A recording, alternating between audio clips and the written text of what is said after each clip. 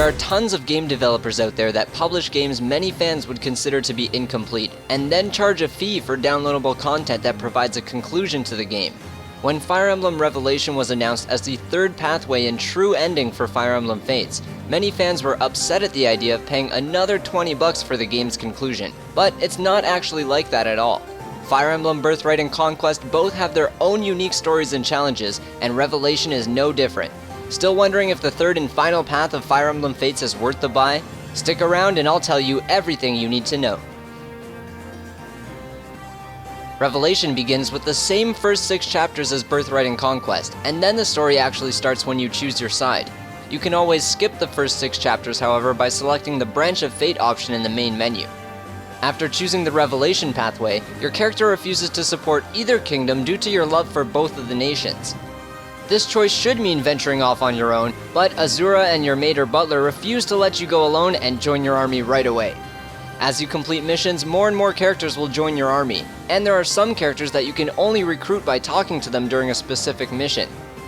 After a few chapters in, you'll find yourself with a decent party comprised of both Nor and Hoshido characters, allowing combinations in battle that were never possible before. This also opens up the door to all kinds of interesting support conversations and funny romantic pairings between the opposing nations.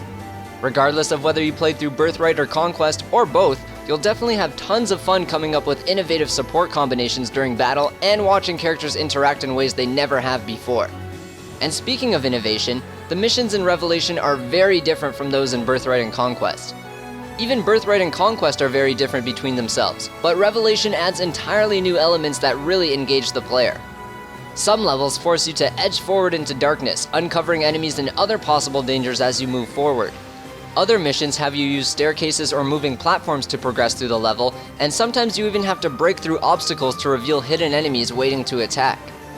Overall, I found every single mission exciting and interesting, and I've never really felt like they get repetitive like some of the Birthright and Conquest missions.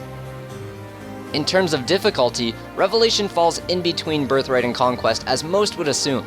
The early missions may pose a bit more of a challenge than the later missions, but that's simply because of how limited your army is when you begin. There are also side challenges you can do, which are a great way to rack up golden experience points, not to mention the other DLC maps which are available. I want to avoid spoiling the game as much as possible, which is why I've only showed clips from a couple of the early missions throughout this video, but I also want to briefly go over the plot of Revelation for those who really want to know what the story is about.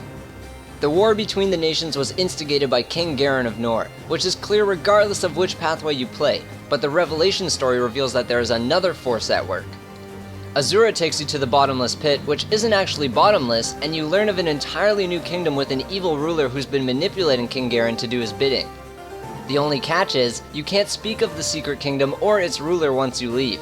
If you do, you'll dissolve and die where you stand.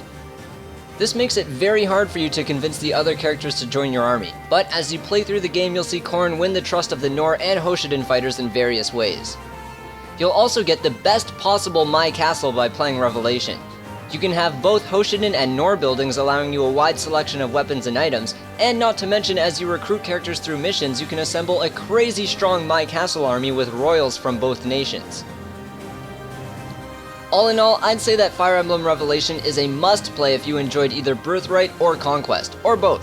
It's got the same mechanics and overall gameplay, but Revelation is packed with enough new material to be its own game and not just an alternate ending you have to pay for. It easily contains more content than Birthright and Conquest, and by being able to use characters, weapons, and items from both nations, there's an enormous amount of customization. Regardless of which pathway you've played through, or even if you've played through both, I guarantee that if you enjoyed Fire Emblem Fates, you'll easily fall in love with Revelation.